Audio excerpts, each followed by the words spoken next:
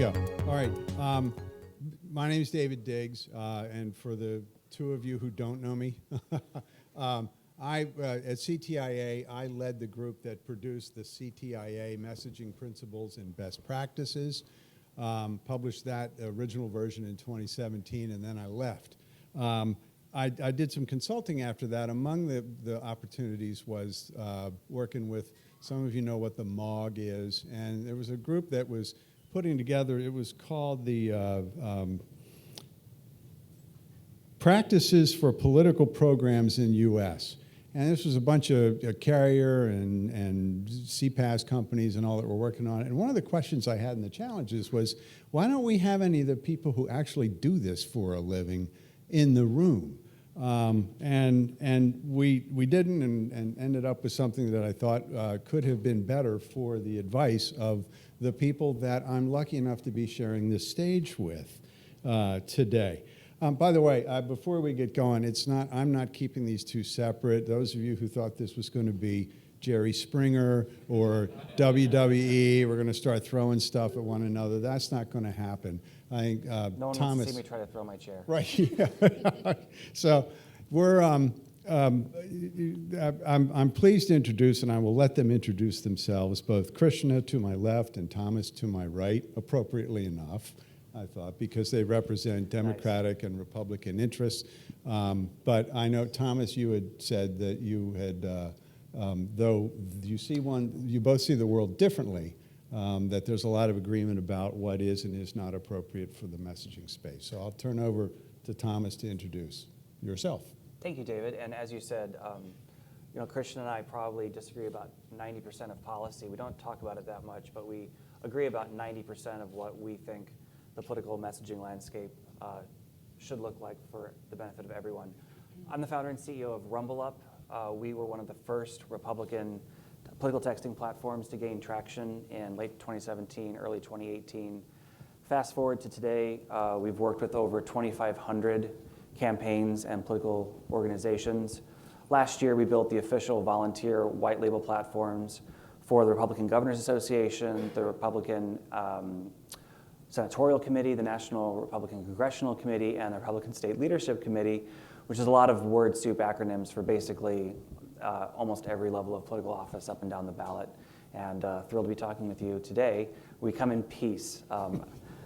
One of our developers is Ukrainian, and he said, no, the wolf does not come in through the front door. So we're happy to be invited and looking forward to the conversation. Hi, everyone. My name is Krishna Godiwala, and I am the founder and CEO of Accent. We were founded in March of 2022 and sent over 150 million messages, but I've been in the messaging space working for various firms and consulting on different projects since 2018 and have worked to send over 500 million messages for Democratic committees, organizations across the board. And we're very excited to be here today. And to echo Thomas, we come in peace, and we're really excited to help bridge the gap and open the dialogue between political and messaging today. So with that as a preface, let's get going. And I'll start with one of the first questions we got here. So right now, and I'll start with you, Krishna, and go to you, Thomas. When people think of political texting, everyone here just thought, oh, fundraising, they're begging me for money. But there have to be other uses for that. So why don't you help educate the crowd about what the other utilities are there? Yeah, absolutely. So we can talk about use cases all day, and we could list probably over a dozen between me and Thomas. I think what I want to focus on, and probably the most important thing you should be thinking about, is why texting has become so important and why it touches every single aspect of a political organization in its operations. So when we started texting, it became the most affordable and scalable two-way method of communication. Prior to texting, we had phones and door knocking. Both are a little bit old school, they are expensive, and they're very hard to scale. And actually, as time was progressing, they were becoming less and less effective. So when we found texting, suddenly it opened the doors to talk to millions of people who we had never spoken to before. So when we're thinking about youth voters, communities of color, communities who don't primarily speak English, suddenly texting was giving an opportunity to people who had felt a little disenfranchised. So fundraising is top of mind, but the way we engage with voters, the way we do persuasion messaging and introduce new messaging or a candidate or cause to those communities, when we're talking about getting out the vote, events, kind of all of the basic things you would expect, but really also an opportunity to have more in-depth conversations with these communities where they feel heard. Surveying and polling, all things, again, that were not working over the phone. And because of that, we weren't actually able to get accurate polling data because a lot of these communities were just simply not being spoken to. So now there are entire groups and companies that are dedicated to doing SMS-based polling because it's effective, because it's the only way we're able to talk to a lot of these voters. So it's the same thing on the Republican side broadly, except for probably a key difference. There was a stat that came out, I think it's pretty accurate, that in 2022, there were about 15 billion political text messages sent, about 3 billion on the Democrat side and 12 billion on the Republican side. My phrase is Democrats invent, Republicans perfect. So we've definitely gone over, Bernie Sanders and Hustle really began the political texting revolution. We caught up in 2018. And now I think we've gone overboard on the fundraising side. Probably about 9 billion of those 12 billion text messages that Republicans sent were fundraising related. And that is a problem in the industry that I know we're going to talk about later in this session. But on our platform, on RumbleUp, only 5% by volume of our messages are actually fundraising. The biggest bucket is get out the vote, which is a very expansive category, all the way from those last 48 hours we were trying to get people to the polls, but actually beginning up to 6 weeks before with people requesting absentee ballots and even helping people to register throughout the cycle. Just as one example, we're here in Florida, and Governor DeSantis just won his re-election by 15 points. Well, in 2018, it was a lot closer. It was actually the closest gubernatorial race in the country. And 3 weeks before the election, Hurricane Michael, Category 3, went through the Florida Panhandle and decimated a huge number of communities there. We worked with the Florida GOP to contact over 70,000 displaced voters in this heavy Republican area. And the first text was literally, how are you doing in the wake of the hurricane? Do you need any assistance? And for a lot of the people that we texted, we were the first point of contact from an emergency services perspective, ironically, that had reached out to them. And the Florida GOP had volunteers who were texting people FEMA hotlines, links to local shelters and recovery, and also how to find their new voting location if it had been literally destroyed, and how to request an absentee ballot. And as a result of that effort, we raised voter participation among Republicans by 10.5% over the previous midterm election, which resulted in 10,000 votes for DeSantis. And he won the entire state by 3,000 votes. So he literally won the election because of political texting. That repeated itself in 2020. 8 of the 10 Republicans who won their congressional race by less than 10,000 votes had massive texting programs that they ran through us. And so political texting is the difference between winning and losing for a lot of these candidates and campaigns. It is not a nice to have, it is now an absolute must have.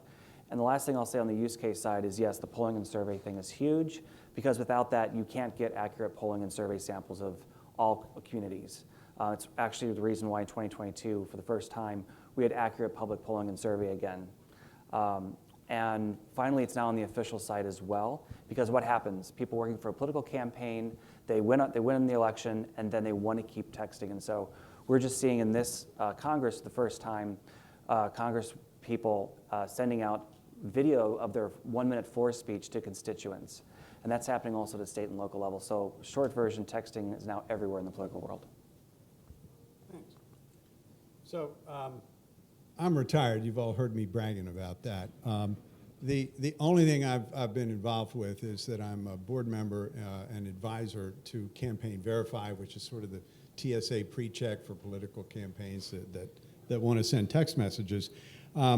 And I can tell you that it has been a lively conversation among the CPAS providers, the carriers, and the people who actually do this for a living. And by lively, I mean contentious. at times. But I thought, in the interest of some of the other positive messages that are coming out today, there are plenty of areas where we can cite disagreement within the ecosystem, but are there areas that political world and the messaging world can share some common ground? You all think alike about some things. So. Yeah, we both want good messaging and we want good messaging to work.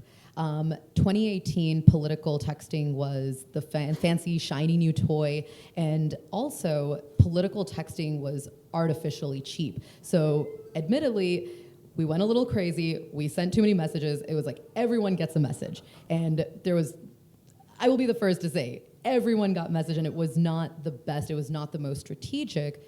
Since then, there have been multiple pricing resets, and also political texting has gone from the nice to have to a critical component of any political organization's operations, which means that when you're sending to bad data, when you're sending to wrong numbers, when you're not honoring opt-outs, all of those decisions, that lack of data hygiene actually has consequences that can be tens, hundreds of thousands of dollars. And if you're talking about presidential or national level organization, millions of dollars. So it is absolutely in everyone's interest to ensure that we are getting good messaging across, because if we don't, then what happens is someone higher up is going to look at these stats, they're going to look at these numbers and be like, why isn't this working? Why are we dumping so much money into texting if we're not getting the messages through, and if people are not responding positively to them? So that diluting those results, the first thing that's going to happen, they're going to take those texting dollars and they're going to reallocate them to Facebook, to email, to whatever thing they can find that works,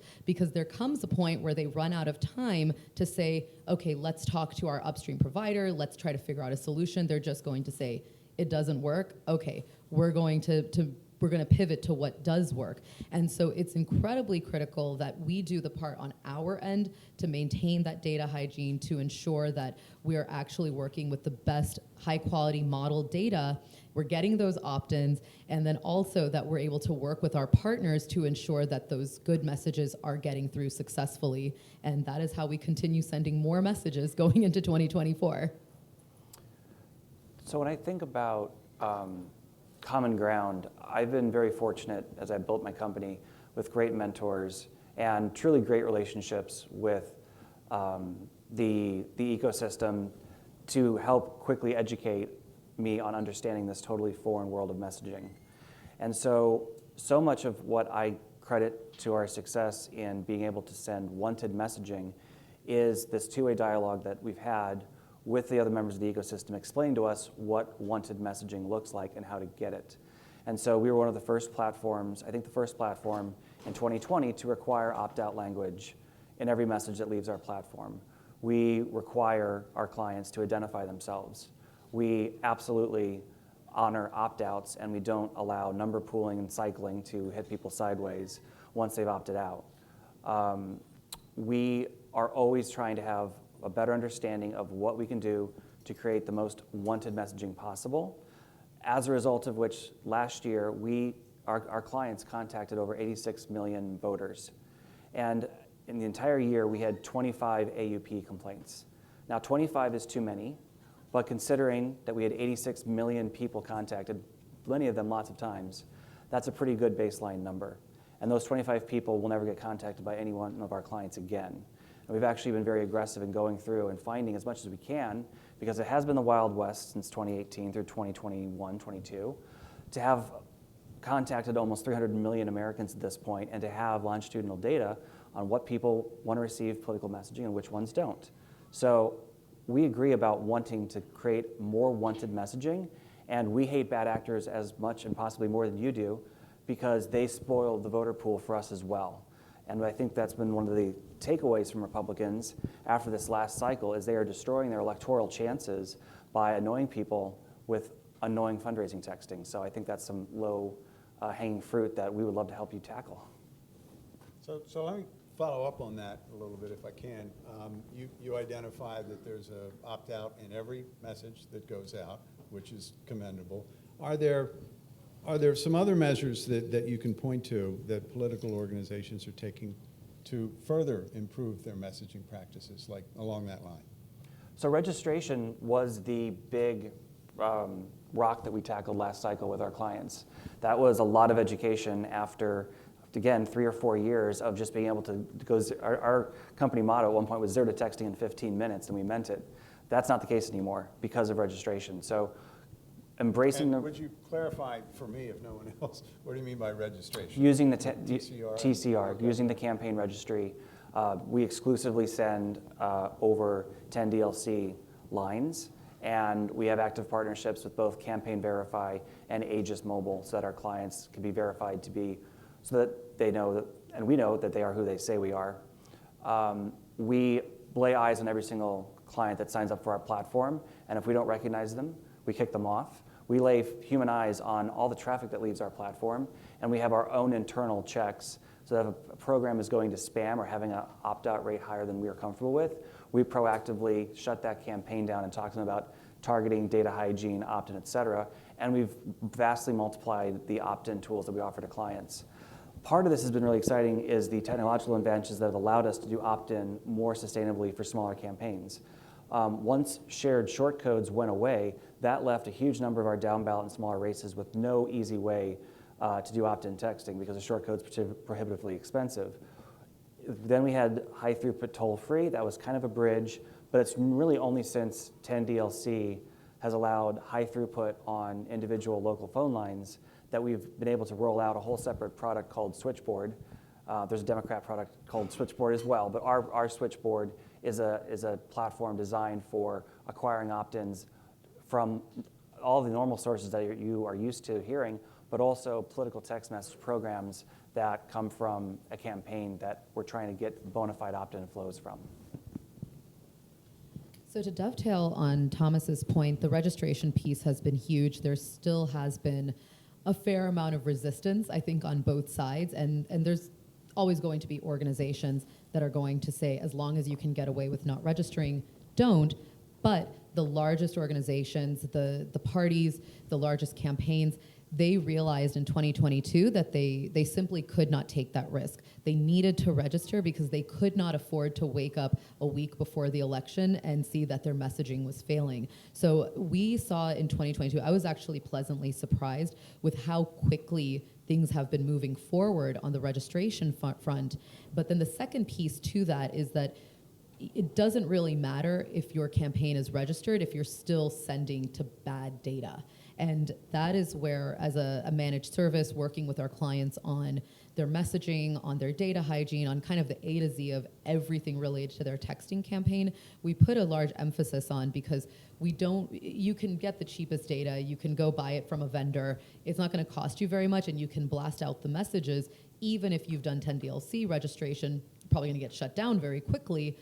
But the goal is to then take as many opt-ins as possible to continue working on that acquisition, but also to ensure that you are consistently managing your data sources, that you're using high quality modeled data, that people are actually getting that wanted messaging, and that involves constant investment. And that is something that the parties have been doing at the party level. I know in the Democratic Party, the DNC has bought just swaths of cell phone data. They have spent millions on the modeling, and they are then sharing that with the state parties so that they have access to better cell phone data that they are then able to use to target voters.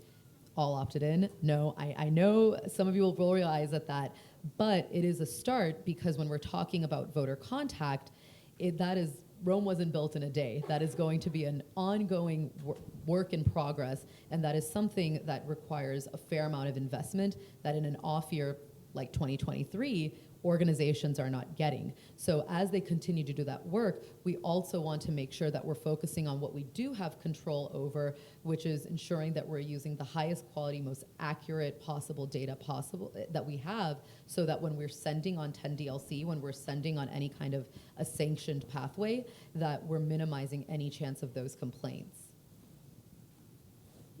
Yeah, we're not ducking opt-in, by the way. We're saving that one for last. So stand by.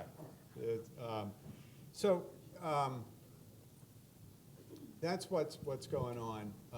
What efforts? What do you guys think is the biggest threat to the messaging going into the 2024 election?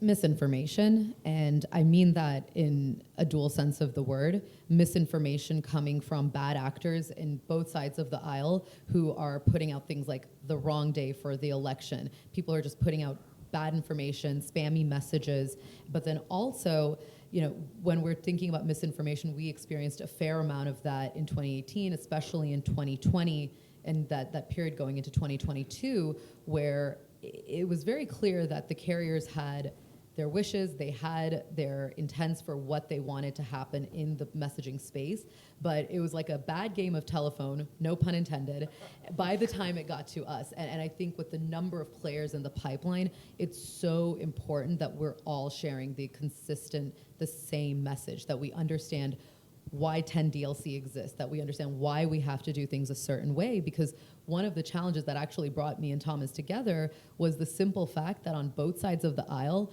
nobody knew what they were talking about when it came to 10DLC. Nobody actually knew what they were angry at, and we're like, okay, we both care about our own businesses, so we decided to get curious and dig in, but not everyone has that capacity. Not everybody has the means to go in and do the research for themselves, and I think what's really going to help streamline this relationship between messaging and political is to ensure that we're all on the same page, especially as we go into 2024 and we're reporting back to committees, to large organizations, to front-runner campaigns, and we can tell them definitively, this is what you need to do. This is what you need to avoid.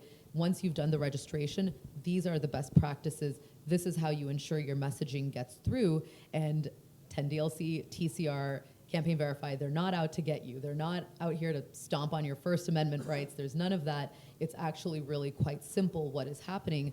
And what we were seeing is as people were getting educated, as they were becoming more informed, and they felt like they had a handle on the process, they started to calm down a little bit and they actually started registering. And so if we can continue that, I think we're going to find that 2024 is going to be much more simple, much more streamlined, and we're going to be able to work in tandem to actually stomp on the bad actors, to minimize their misinformation, to minimize their actions, and really propel the good actors to continue sending more messaging. This might be the 10% where I disagree a little bit. Just to keep things interesting, so I appreciate that the phone carriers and the aggregators, the whole ecosystem has really taken a light touch to content moderation. The most frequent question I would get from Republican clients and committees, especially when the registration process began, was, are they going to start censoring us like they feel that they're being censored on other social media platforms? And I can say quite honestly, billion messages in, that I don't see a left or right-wing bias in how phone carriers treat political messaging. And I commend you on that because we live in an incredibly fractured, contentious time, and we've all seen what a mess of this the social media companies have done, where there's far less trust and far more misinformation, I think, as a result of having too heavy-handed tactics when it comes to content control. Now, that does not mean that misinformation should be platformed equally, and that does not mean that there shouldn't be content control at some level. I think one of the biggest dangers that I see to political messaging in 2024 is not holding bad actors accountable. The whole promise of TCR, in my mind, was greater transparency so that the above-board ways that I am acting and my company is trying to act will be rewarded, and the ways that other vendors are operating will be punished.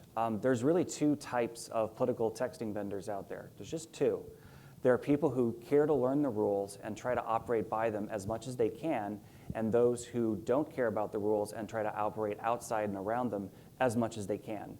And those are the two, that's like the angel and the devil on each side of a campaign strategist's ear, telling them very different things. So one of the things that's been very helpful when we try to educate our clients is having accurate information, and also, if it ever possible, having a little bit of advance warning, so we're not reacting to the same announcement the same day it goes out, and our, minutes after an announcement comes down through a Cineverse or Cinch or Carrier Update, I'm fielding phone calls where they're expecting me to know and be on the loop of these things. So I think greater communication and greater telegraphing of decisions could really be helpful in making sure the entire ecosystem knows what the universal rules are. So we I said I was saving opt-in, and this is the way I'll just extemporaneize here. Talk freely. Jeez, the words come tough to me some days. Anyway, so on the one hand, you got the Title I treatment of messaging. Our house, our rules. The carriers get all the bad calls, and their congressmen and senators call up and yell at them when things go off the rails. So I'm sympathetic to that. You heard that earlier today. That they're going to call the carrier and lodge the complaint there because it's a bigger neck to wring. On the other hand, my newfound understanding is that there is list sharing, which is very common practice, and there is list acquisition, we'll call it. And some of those may or may not be opted in. Do you two see a path to reconcile what seems to be an irreconcilable difference between the outlooks at this time? You first, Kristen. Sorry. Oh, joy. Yeah. It's nice that you go every time because I get more time to put my thoughts together. Right. You do amazing. Perfect. We are absolutely moving towards improving our acquisition strategy. And when I say acquisition, I mean all of the work to collect those opt-ins. Now, the challenge that we constantly face, and this is the push and pull, is that some communities are just harder to reach. They're harder to get to, so collecting those opt-ins becomes a challenge because on the other hand, those are the same people we want to reach during the election. So that's kind of challenge one. But like I said earlier, Rome wasn't built in a day, and that is something that we are working towards because everybody understands that they're going to need to have more compliant messaging. And now it's not just SMS if we're thinking ahead to things in the future like RCS, if we're thinking about OTT like WhatsApp, everyone requires an opt-in. So there is now a newfound respect, I think, and a seriousness that political players are taking to actually do the work and to put the investment in. And that means the donors, the senior strategists, everyone is understanding that this is no longer optional. Now, where opt-ins also get tricky in the political space is that it's the opted-in targets are a lot more dynamic. And what I mean by that is if somebody decides to opt into, I don't know, Macy's, how often are you really going to find that 6 months later they suddenly say, I hate Macy's, and they just violently opt out? They're upset. They're like, this is the worst store ever. Probably not much. Now, if I go back and I share an example, we saw in 2016, there were voters who are lifetime Democrats. They voted for Obama twice, and then they voted for Trump.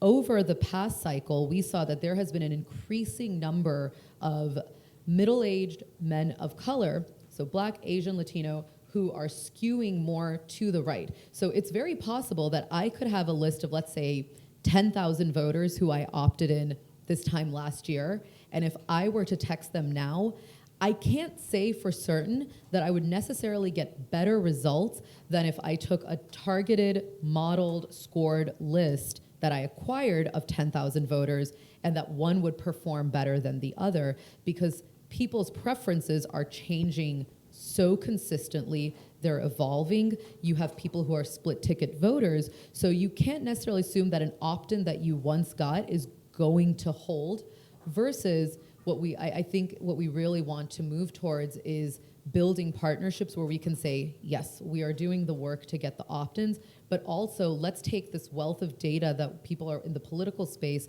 are working and spending the money to collect to understand the voter patterns, to understand the habits of how people are changing their opinions. Because trust me, this is an area where there is always more money being spent because we do want to make sure we're talking to the right people because, again, going to my very first point, it does us absolutely no good to talk to the wrong voters.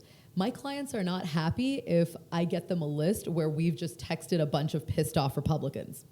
It doesn't work out well for anyone. So it is in our interest to get the more expensive, the higher quality model data to then get the opt-ins and then to ensure that is how we move forward. It's not one or the other. I think they have to work together. And I think it's important for messaging to also understand that compared to retail, compared to other commerce areas where that opt-in is kind of the gold standard and it's going to be fairly static, it doesn't really apply in political the same way because people react emotionally and erratically, and those opinions are ever changing, much to our chagrin. We've had our chance to chat, so maybe we can take some questions. I'm happy to take a question about opt-in, but just want to make sure people have a chance to. Yeah, so we have like 2 minutes here left. Way to duck it. Well played. Well played. If anyone's seen A Night at the Opera, I could just drink water for the rest of the time, time the clock out. Great stuff. Thank you. How important is MMS messaging? Can you share, along with those statistics of the 25 billion, what percentage of that was MMS? And if you had a magic wand to make RCS work, all the things, how appealing is the RCS for political messaging? I mean, it ticks all the boxes, rich content. Right. Is that something that your customers would want? And then the last question, a little bit different, a little more pickled, but if you've got all the data for opt-in, opt-out consent, users, looking at the MO logs, which is really the canary in a coal mine of how campaign health is. If you share that data, and in that data you're going to know the particular subscribers that have repeatedly say no. If you share that with other folks as those messages come in, those other sending lists, you're going to be able to model when you've gone too far. I think it's really important you guys collect and appreciate that data so that you don't go over the ledge, and if it's there, just being able to incorporate that as part of your best practices. Did you overhear us talking? Yeah. We literally had this discussion actually just a little while ago, and that is something that we're both interested in, starting with your last question, then I'll let Thomas talk about MMS, but we are absolutely interested, and this is something that within our respective parties, vendors and organizations have talked about, that how do we start putting together lists of people who are chronically opting out, who are chronically complaining, and that way we can collectively improve our data. So if we're able to see that, and if we're able to really optimize that, that would be an invaluable model to add into all of the ongoing data work we're doing. So the answer is yes to that. To just go backwards a little bit on RCS, because this is something, again, in 2022 we dabbled with, but there is exponential opportunity, especially in talking to voters, in doing more dynamic surveys, and really finding new ways to engage them. MMS is king in the political space. We absolutely love it. We love having that rich messaging, so it's kind of a no-brainer that RCS is the next natural progression for us to be able to create more creative content and to kind of find new ways to engage people in more targeted, specific ways, especially as we get into different segments and communities who might respond to the same messaging very differently depending on how it's presented. And I know for polling and surveying, it would absolutely be a game changer, because I'm sure we've all gotten those messages where it's like question after question after question, and then you're like, okay, I'm done. The Chipotle gift card is not worth it. But when you're having something that's bright, something that is accompanied by imagery, I think it would be so interesting to test that and to see how that could really increase the engagement rates for polling. On the MMS question, so our clients understand that because of the, let's call it tenuous opt-in nature of some of the audience, they have to be entertaining and engaging. And so 90% of the messages that we send on our platform are MMS. And not only is that GIF and video, not only is that image and GIF, it's actually more and more video. We actually created our own compressed video technology. I'm not trying to sound like an ad right now. We did this, and it's actually how we're getting campaigns to divert money from broadcast, linear, and CTV into texting, which is a great note to end on, or at least this question, is like, we're not the enemy, we're your clients. We're managing to push this massive amount of traffic to mostly wanted messaging. To your second point about tracking longitudinally opt-outs, we've done this. We've done basic data modeling on the behaviors of our audience, these 86 million voters from 2022, and an astoundingly small percentage of them opted out of more than 2 messages. So it's like in the single digits, like 1 or 2% of the people that our clients text opt out of more than 1 or 2 messages. It might be shocking, but there's a lot of people who actually find it a service to find out who's running for office. Now, if you harass them enough, they will shut down, and that's where the fundraising, I think, is out of control right now. But for the other use cases, I wouldn't otherwise know who's running for county commissioner or dog catcher, and that's important because I don't miss my dog. Yeah. We Yeah. have come to the happiest moment in a moderator's day, which is the end of our time. But please join me. I have learned a lot in the setup calls for this thing. It has been a swords into plowshares moment for a lot of us, and I applaud both of you for your earnestness in approaching this in a way that will not spoil it for all the parties, particularly the mobile subscribers. So thank you both. Thank all of you for listening.